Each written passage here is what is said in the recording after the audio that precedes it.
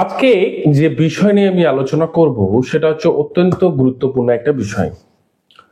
তো অনেকদিন ধরেই কমেন্ট আসছে যে স্যার ডায়াবেটিস নিয়ে আপনি কিন্তু বিষয়টা আলোচনা করুন। তো আমি ডায়াবেটিস নিয়ে কিন্তু দুটো পার্টে ভিডিও করব। আজকে আমি বলবো যে কিভাবে আপনি বুঝবেন যে সুগার লো আছে না হাই আছে, এটা একটা বিষয়। কেমন করে বুঝবেন বা কিভাবে সেটাকে আপনি সঠিকভাবে নির্বাচন করতে পারবেন, তো সেটা নিয়ে আজকে আমি বলবো। এর পরের দিন আমি দ্বিতীয় পার্টে আমি বলবো যে কি খেলে এবং কিভাবে মেনটেন করলে আপনাদের সুগার ভালো হয়ে যেতে পারে, জন্মের মতো সুগার চলে যাবে, চিন্তা ব্যাপার নেই, সব নিজের হাতেই রয়েছে। তো শুরু করি। যে ডায়াবেটিস অ্যাকচুয়ালি যে সুগার যে হচ্ছে আজ, এই সুগার মনে হচ্ছে একটা আম রোগ হয়ে গেছে, মানে সাধারণ একটা রোগ হয়ে গেছে। প্রত্যেকটা বাড়িতে হয়তো বাবার হয়েছে বা মায়ের হয়েছে বা দাদার হয়েছে, মানে সুগার কারো না কারো হয়েছে। তো এটার জন্য সুগার যদি বেড়ে যায় এবং কমে যায় তার ফলে কি হতে পারে এবং আপনি কি করে বুঝবেন যে হাই এবং লো আছে। তো সুগার যে নিয়ন্ত্রণ, ভালো করে বোঝার বিষয় আছে যে সুগার যে নিয়ন্ত্রণ নিজেই করতে পারবেন। সুগার কেন হয়, তো মেইন একটা যে বিষয় সেটা আমি বলে রাখি। প্রথমত সেটা হচ্ছে হরমোন ইমব্যালেন্স হয়ে যাওয়ার কারণে সুগার হয়। এবার প্রশ্ন হবে যে সুগার ইমব্যালেন্স আর হবে কি করে, এটাও একটা প্রশ্ন আপনাদের। তো সুগার হওয়ার যে মেইন কারণ সেটা হচ্ছে আপনাদের চিন্তা, লোভ, লালসা, দুশ্চিন্তা করা, ডিপ্রেশনে। এতে কি হয়, হরমোন ইমব্যালেন্স হয়ে যায়। ধরুন সিম্পল ভাবে আপনাকে বোঝানোর চেষ্টা করছি আপনাদেরকে। রাত্রে ঘুমিয়েছেন, চোখ বন্ধ করেছেন কিন্তু ঘুম আসছে না, চোখ বন্ধ করেছেন কিন্তু ঘুম আসছে না। তো আমাদের এই যে চোখের এখানে যে হরমোন, যে হরমোন রয়েছে ও কিন্তু আমাদের এখানে কিন্তু গ্ল্যান্ড রয়েছে, যেখান থেকে হরমোন একটা রিলিজ হলে তখন কিন্তু আমাদের ঘুম কিন্তু লাগে। কিন্তু আপনি চিন্তা করছেন তখন হরমোন কিন্তু ভালোভাবে সিক্রেশন হতে পারে না, হয় বেশি হচ্ছে না হয় কম হচ্ছে। সেই কারণে বলা হচ্ছে যে হরমোন ইমব্যালেন্স যদি হয়ে যায়, যে শরীর আমাদের আমাদের বডি কিন্তু হরমোনের দ্বারাই চলছে। যদি বেশি যদি নিশ্চিত হয় সেটাও খারাপ, কম হলে সেটাও খারাপ। তো হরমোন ইমব্যালেন্স হয়ে যাওয়ার কারণে এই যে সুগার যে বিষয়টা সেটা কিন্তু আসে। ফার্স্ট এটা ভালো করে বুঝবেন, হরমোনের যে নিয়ন্ত্রণ বা তার ভারসাম্য আমাদেরকে কিন্তু বজায় রাখতে হবে। এই সুগার রাখতে হবে, সমান রাখতে হবে। যেমন আমি এর আগে বলেছিলাম যে আমাদের শরীরের মধ্যে ক্যান্সার সেল যেরকম রয়েছে, মানে নর্মাল সেল যেরকম আছে ক্যান্সার সেলও রয়েছে। তো আপনি সেই যদি খাবার খান বা সেই অনিয়মে চলবেন তাহলে তো ব্যাড ব্যাকটেরিয়া সেটা তো শক্তিশালী হবে, গুড ব্যাকটেরিয়া দুর্বল হয়ে যাবে। যেমন সেই রকম ভাবে ক্যান্সার সেল তখন স্ট্রং হয়ে যাবে, নর্মাল সেলকে দুর্বল করে ফেলবে। তো সেই রকম ভাবে যে আমাদের হরমোন ইমব্যালেন্স হয়ে যাওয়ার কারণে কিন্তু সুগার হবে। তো আমি কি বললাম যে চিন্তা, কোনো কিছু নিয়ে খুব চিন্তা করছেন, চিন্তা করলে আপনার না ভালোভাবে খিদে পাবে, না কোনো কিছু কাজ করতে পারবেন, না ভালোভাবে ঘুমাতে পারবেন। আর কোনো ব্যক্তি যদি ঘুম না হয় সে কিন্তু পাগলের মতো তার চেহারা হয়ে যাবে, তার রূপ সে ধারণ করবে।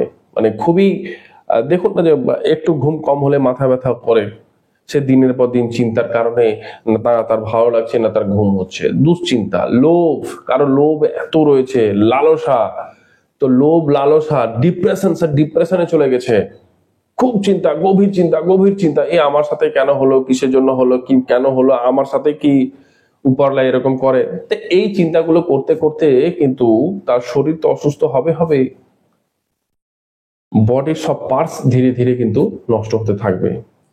এর ফলে আসবে কিন্তু সুগার, ডায়াবেটিস। তো এটা মাথাতে রাখবেন। তো বিষয়টা হচ্ছে কারো সুগার লো হয়ে যায়, কারো সুগার আবার হাই হয়ে যায়। তো সুগার যদি লো হলে একটু অসুবিধে কম, কিন্তু হাই হলে কিন্তু অসুবিধাটা বেশি। এবার আরেকটা জিনিস বলে রাখি, যেমন একটা প্রবাদ বাক্য রয়েছে নিজের নিজের সুখে মানুষ সুখী নয়, অপরের দুঃখে মানুষ খুশি। তো ব্যাপারটা হচ্ছে কি, নিজের সুখে মানুষ সুখী নয়, অপরের দুঃখে মানুষ খুশি বা সুখী। তো নিজের কাছে যে ধন রয়েছে সে ধনে কিন্তু সে সুখী না। এবার দুঃখী কি জিনিস দেখুন, অপর পাশের ব্যক্তি বা আরো কেউ সে ধন ভালো হচ্ছে বা গাড়ি নিয়েছে বা কিছু নিয়েছে, সে সে তার খুশিতে, অন্যজনের খুশিতে সে দুঃখী হয়ে যাচ্ছে। তো এটা এটা কখনো রাখবেন না। নিজের কাছে যা আছে সেটাই যথেষ্ট মনে করবেন। তো দেখবেন এই ব্রেন ভালোভাবে রিল্যাক্স থাকবে, সব কাজ আপনি করতে পারবেন, তো শরীরের সবকিছুই ভালো থাকবে। তো ওই কথাটা বলে যে তুমি কারো ক্ষতি চাইলে তোমার কি কখনো ভালো হবে? কখনোই হবে না। তো সেই কথাটা হচ্ছে, দুশ্চিন্তা কখনো আনবেন না, ডিপ্রেশন আসবেন না, চিন্তা আনবেন না এসব। তো কারো যদি, ভালো করে বুঝুন, কারো যদি খুব মাথা চক্কর দিচ্ছে, মন করে ঘুরছে ঘুরছে ঘুরছে ঘুরছে ঘুরছে ঘুরছে, তাহলে জানবেন তার তার সুগার কিন্তু লো আছে।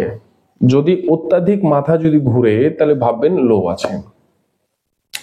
তো লোটা আপনি বুঝবেন কি করে? দেখুন ভালো করে, যেটা হাই, সুগার হাই এর জন্য তো মাথা ঘুরে, লোর জন্য মাথা ঘুরে, তো লো এর জন্য বেশি মাথাটা ঘুরে। তো একটা কাজ করতে পারবেন, সেটা হচ্ছে 1 গ্লাস জল নেবেন, তার মধ্যে লেবু রস দিবেন এবং গুড় দিবেন, দিয়ে দিনে 2 থেকে 3 বার পান করবেন। যখন দেখবেন আপনার মাথা ঘোরাটা কমে যাবে, তখন বুঝবেন যে আপনার সুগার লো আছে। বুঝা গেল? যদি দেখবেন এই 1 গ্লাস জলে, আমি আবার বলছি, 1 গ্লাস জলে 1 টুকরো গুড় বা গুড় দিলেন আর লেবু রস দিলেন, দিয়ে ভালো করে মিক্স করে পান করবেন দিনে 2 বার 3 বার। যদি আপনার মাথা ঘোরা কমে যায় তাহলে বুঝবেন যে আপনার সুগার লো আছে। তো লো যাদের থাকে সে তো সবকিছুই খেতে পারে, অসুবিধা আপনি এই বিষয়টা আমি কিন্তু নেক্সট দিন আসবো। এবং যার হাই থাকবে, তো যদি সুগার লো থাকলে সে তো সবকিছুই খেতে পারবে, চিন্তার কোনো ব্যাপার নেই, কিন্তু হাই থাকলে সে কিন্তু খেতে পারবে না। যেমন কারো যদি সুগার হাই থাকে, সে দুধের বানানো কোনো জিনিসই কিন্তু সে খেতে পারবে না।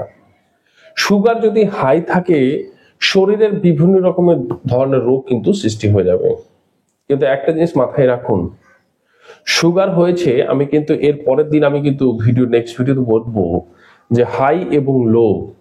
তো লো এর ক্ষেত্রে তো কোনো বিষয় নেই, আপনি যা খেতে পারেন আপনি কিন্তু একটা নিয়ন্ত্রণ নিয়ে চলে আসবেন।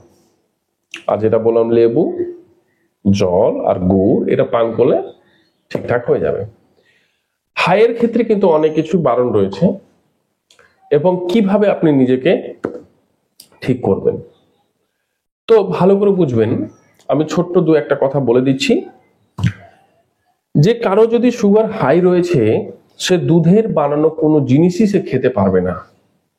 সে দই হতে পারে, দুধ, দই, মাখন, ঘি, মাঠা, কোনো জিনিসই কিন্তু দুধের বানানো সে খেতে পারবে না।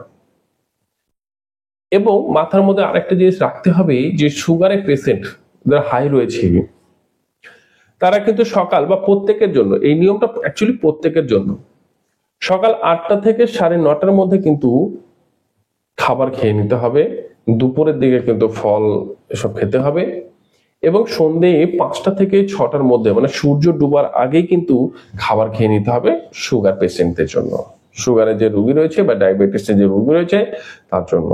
তো মাথার মধ্যে রাখার যে বিষয় হচ্ছে, যে 5টা থেকে সন্ধে, সবচেয়ে ভাইটাল একটা যে বিষয় আমি আপনাদেরকে বলছি, সেটা হচ্ছে সন্ধে 5টা থেকে 6টার মধ্যে কিন্তু খাবারটা খেয়ে নিতে হবে। এবার মিষ্টি জিনিস, যাদের সুগার হয়েছে মিষ্টি জিনিস খেতে কেন বারণ করে? লো এর ক্ষেত্রে তো কোনো ব্যাপার না, কিন্তু হাই এর ক্ষেত্রে সব বারণ। তার কারণ, যে মিষ্টি কোনো জিনিসই, যে আমাদের যে প্যানক্রিয়াস রয়েছে, গর্ভাশয় রয়েছে, সেটা প্যানক্রিয়াস যেটা রয়েছে, অগ্নাশয়, বাংলাতে অগ্নাশয় বলে, যেটা প্যানক্রিয়াস রয়েছে, ও কিন্তু ইনসুলিন, মানে এই মিষ্টি জিনিস আপনি যখন খাচ্ছেন, মানে মিষ্টি যে কোনো খাবার আপনি খাচ্ছেন, সে কিন্তু, ও কিন্তু হজম করতে পারে না, সেখানে থেকে ইনসুলিন তৈরি করতে পারে না।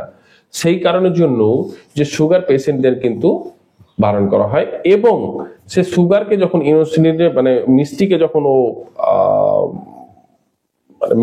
যখন ও ইনসুলিনে পরিবর্তন করতে পারবে না, তখন কিন্তু কি হয়, পেচ্ছাপের মাধ্যমে কিন্তু সেই চিনিটা মানে যে সুগারটা বেরিয়ে যায়, মানে যে মিষ্টিটা বেরিয়ে যায়। সেই কারণে দেখবেন যে পেচ্ছাপ করলে ওখানে কিন্তু পিঁপড়ে লেগে যায়। তো সেই কারণের জন্য ওখানে মিষ্টি খেতে বারণ করে, বা মিষ্টির দুধের যে কোনো জিনিস বা মিষ্টি জিনিস খেতে বারণ করা হয়।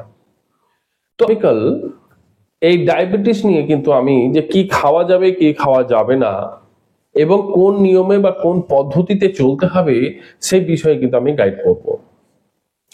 তো আমি কিন্তু একটা লিস্ট বানিয়ে দিব যে কি কি খাওয়া যাবে কি কি খাওয়া যাবে না। আর আমি কিন্তু সময় বলে দিলাম যে সকাল 8টা থেকে 9টা বা 9:30টার মধ্যে খাবার খেয়ে নিতে হবে, দুপুরবেলা ফল খেয়ে নিতে হবে। তো সুগার পেশেন্টের জন্য হচ্ছে মৌসুমী এবং হচ্ছে যে টক জাতীয় ফল সেটা কিন্তু খুব ভালো। আর হচ্ছে সন্ধে আবার 5টা থেকে 6টার মধ্যে কিন্তু খাবার খেয়ে নিতে হবে। এটা হচ্ছে সুগার পেশেন্টের জন্য খুব ভালো। এবং কি কি খেলে আপনাদের সুগার নরমালে থাকবে, কিভাবে ভালো থাকবেন, এই বিষয় নিয়ে আমি কিন্তু কালকে আলোচনা করব। তো আমি যে জিনিসগুলো এখন আপনাদেরকে বললাম সেই জিনিসগুলো অবশ্যই নোট করুন এবং শপথ নিন যে সন্ধে 5টা থেকে 6টার মধ্যে খাওয়া দাওয়া করব। তো এটাই হচ্ছে বিষয়। ফাইবার যুক্ত খাবার বেশি খেতে হবে, আর আপনার হচ্ছে ফ্যাট যুক্ত খাবার কিন্তু কম খেতে হবে। এটা মাথার মধ্যে রাখবেন। কি বললাম, যে ফাইবার যুক্ত খাবার বেশি খেতে হবে এবং যে খাবারে ফ্যাট হয় সে খাবার কিন্তু কম খেতে হবে। তো এটাই হচ্ছে বিষয়। তো চলুন আবার আগামীকাল আপনাদের সাথে দেখা হবে এবং কথা হবে। আর কোন প্রসেসে কি কি খেলে আমি আপনাদের কালকে লিস্ট বলে দিব, যে এই খাবার খেলে বা এই জিনিসগুলো মানলে বা এই জিনিসগুলো বাদ দিলে আপনাদের সুগার নরমাল থাকবে এবং ওষুধ খেতে হবে না। আর সুগার এর ওষুধ খেয়ে তো আজ মানুষ কিন্তু সবচেয়ে বেশি অসুস্থ হচ্ছে। সে সুগারের ওষুধ খেয়ে খেয়ে কিডনিও ড্যামেজ হচ্ছে, লিভারও যাচ্ছে। তো এই হচ্ছে ব্যাপার, যে আগামী আপনাদের যারা মেডিসিন খাচ্ছেন তাদেরও আমি মেডিসিন ধীরে ধীরে ছাড়িয়ে দিব। আপনারা ভালো থাকবেন। আমাদের হাতেই রয়েছে আমাদের শরীর। আপনি নিজের শরীরকে চিনতে শিখুন, দেখবেন ভালো থাকবেন। তো ভালো থাকবেন, সুস্থ থাকবেন এবং সকলকে ভালো রাখবেন। ভালো।